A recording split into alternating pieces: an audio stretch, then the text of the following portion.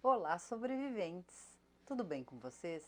Esse é o Tataverso, eu sou Thalita Shimamura. Se você clicou nesse vídeo e está me assistindo agora, é porque você gosta do universo de Mike Flanagan e quer saber mais sobre a obra desse ano.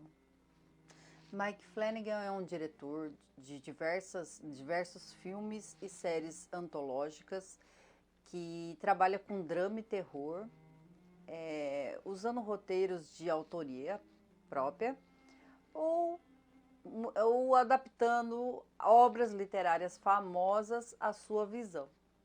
Esse aspecto antológico é algo que me agrada muito nas obras, porque por não ter uma continuidade, ela não se perde na história e não fica enfadonho de estar seguindo.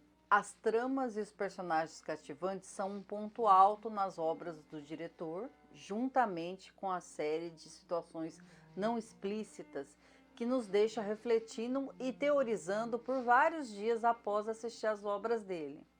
Recentemente notei que o diretor criou um nome para sua coleção de obras que ele lançou na Netflix e chamou isso daí de Flanaverso. Dentro dessa coleção, eu notei que tem Rush, A Morte Ouve, de 2016, Jogo Perigoso, de 2017, A Maldição da Residência Hill, de 2018, A Maldição da Mansão Bly, em 2020, a obra Missa da Meia-Noite, lançada em 2021, que inclusive tem vídeo aqui no canal, vou deixar anexado aqui nos cards e na descrição desse vídeo para você acompanhar. E esse ano lançou o Clube da Meia-Noite, em 2022, que é o tema desse vídeo. Então, aos de antes e aos do futuro, a nós agora e a todos do além, vistos e não vistos, aqui mas não presentes.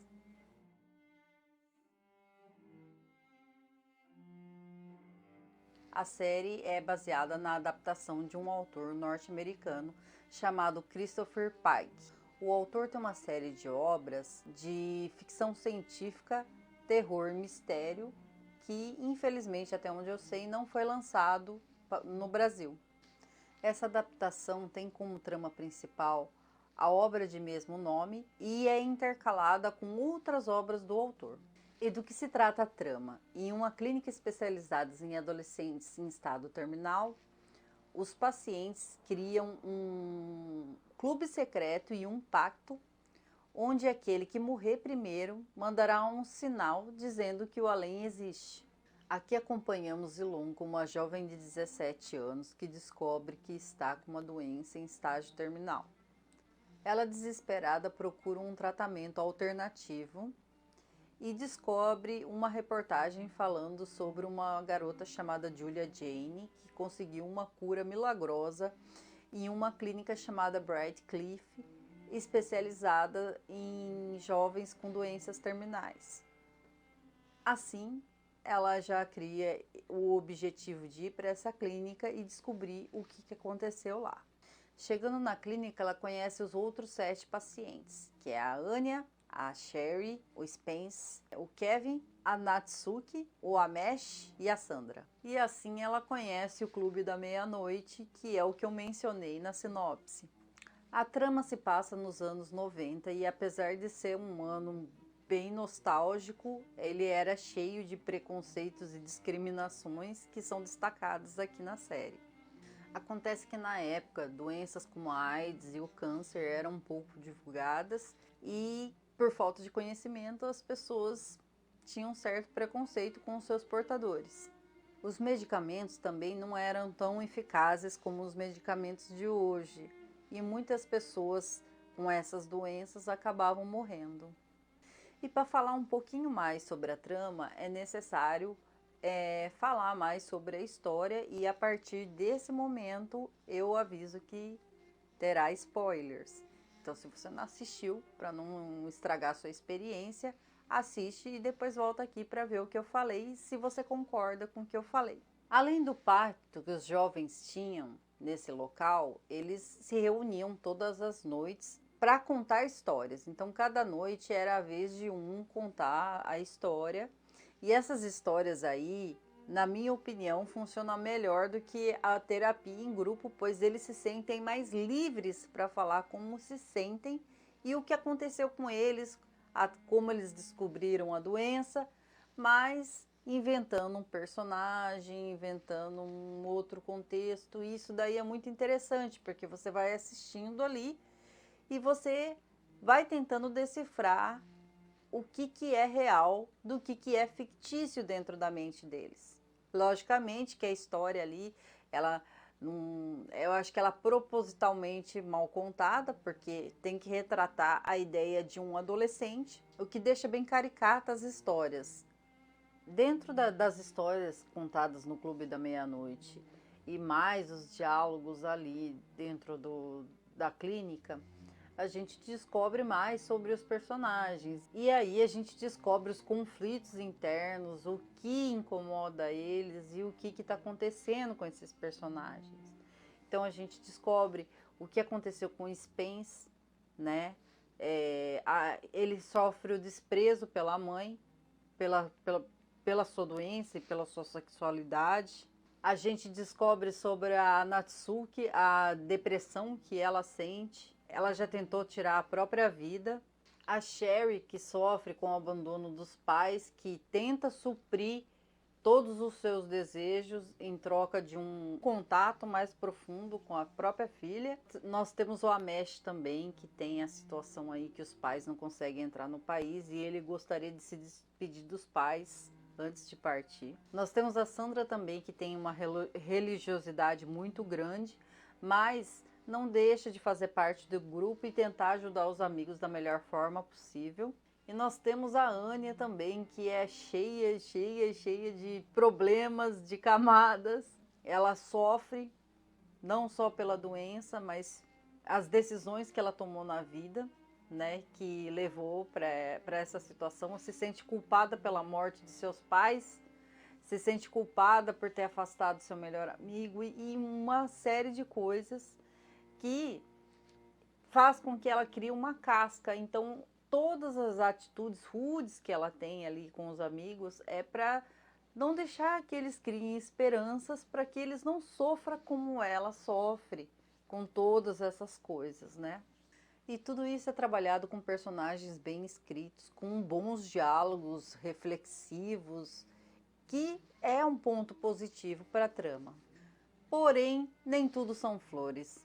E o seriado tem defeitos, na minha opinião, né? Coisas que eu não gostei, e é sobre isso que eu vou falar agora. Uma coisa que a gente tem que pensar é que essa clínica, ela era própria para abrigar órfãos que estavam em estado terminal, crianças que os pais abandonavam, que não queria saber, como no caso do Amesh, imigrantes que não tinha para onde ir, acabavam indo para essa clínica, né? Jovens, assim, que em alguns casos, talvez no caso do Kevin, da Natsuki, acredito eu, que por opção própria resolvi ir para essa clínica para ficar com as pessoas da mesma idade, na mesma situação e para não dar trabalho para os pais. A ideia principal nessa clínica era esse processo de aceitação da morte. Então eles iam lá para aceitar e tentar viver e da melhor forma possível até o último dia. Para isso eram feitos acompanhamentos médicos, né, terapias em grupo, terapias individuais, né, para que eles fizessem essa transição da melhor forma possível. O que mais me incomodou com a história foi, no começo eu senti muita empatia pela protagonista Ilunka, mas depois ela se mostra bem mesquinha, amarga e insistente nesse negócio de achar cura. Tudo bem, a gente entende que ela está numa situação ali de desespero, né? Mas ela age muito mal em diversas situações e isso para mim foi muito incômodo, porque natural é que você sinta empatia pelo protagonista da história, e chegou ocasiões que você não sente mais empatia por ela, porque ela não age como uma boa pessoa. Ela passa a ouvir conversas escondidas e confronta a doutora, né, de maneira ríspida, grosseira, tirando suas próprias conclusões daquilo que ela ouviu. Depois ela meio que debocha, sabe? Ela tem tanta certeza que é ela tem tanta certeza que aquele ritual é a cura, é a solução para todo mundo, que ela não enxerga as coisas que está dentro, na frente dela. E ela mostra um pouco de deboche, eu acho, com a Sandra, quando a Sandra fala que ela que vai embora para casa, é o diagnóstico dela que está errado. E nesse momento, ela não contém a fúria dela, né? Ela sai, ela trata mal a namorada do Kevin sem motivo algum, e ela corre para a floresta porque ela acha que a Shasta tem a solução para todos os problemas dela, né? E acredita nisso. Inteligente do jeito que ela é, como foi determinado durante toda a trama, ela nem desconfia que a Shasta não é uma boa pessoa. E mesmo sabendo que a Anya morreu sem sucesso nenhum com aquele ritual, a Sandra não foi curada pelo ritual, porque a Sandra falou que esse diagnóstico errado foi descoberto com um exame que ela fez antes do ritual. Mesmo assim, ela insiste em procurar a Shasta e saber como que faz, o que ela deve fazer para ver se ela acha uma solução para ela. Numa dessas últimas idas na floresta em busca da Shasta, a Shasta revela que é a Julia Jane e diz que vai fazer o ritual para curar a Ilonka. Mas para isso ela precisa entrar durante a noite para realizar o ritual no subsolo da clínica. O que eu acho assim espantoso, que assim, antes disso acontecer, ela tem a reunião lá no clube, né, e não comenta absolutamente nada com os amigos. Quer dizer, se ela tem tanta certeza que aquilo dali, ela vai conseguir uma cura para ela, porque ela não comenta com os amigos. Talvez porque ela não queira dividir a cura com os amigos, né? Não sei. E aí a gente já sabe o que acontece, que ela faz o ritual ali, quase morre nesse ritual, é salva pela doutora Stanton, que consegue não salvar só ela, né? Impedir que ela tome o veneno, mas salvar as outras mulheres que estavam sendo que iam se sacrificar pela Júlia. E aí, depois disso, né, é lógico, a doutora Stanton, elas têm uma conversa, e eu acho essa conversa muito importante, porque diversas vezes ela confronta a doutora, né, ainda assim ela confronta a doutora, fala que onde se viu ela deixar a Júlia escapar, e a doutora fala, não, eu sou uma médica, e eu, como médica, fiz um juramento para salvar vidas. E tinham vidas que precisavam ser salvas ali. E isso daí eu achei muito... Foi um tapa na cara dela. E é lógico, assim, ela se arrepende e até no final ali, ela lê um poema maravilhoso pro pai dela, né? E chama ele de pai, porque ela não chamava ele de pai. E eu achei um momento bem bonito. Só que é rápido, é um momento rápido demais e é empurrado tudo para o final e a gente acaba não tendo aquela percepção do quanto ela se arrependeu, de como que foi, esse momento aí de redenção do personagem, de tudo que fez de ruim. Bom, e aí nesse momento você já deve ter percebido que eu ainda não falei do Kevin e eu vou falar agora sobre ele. A todo momento na trama, ele sempre mostra que é um personagem que tem mais a oferecer, que tem mais história a contar, né?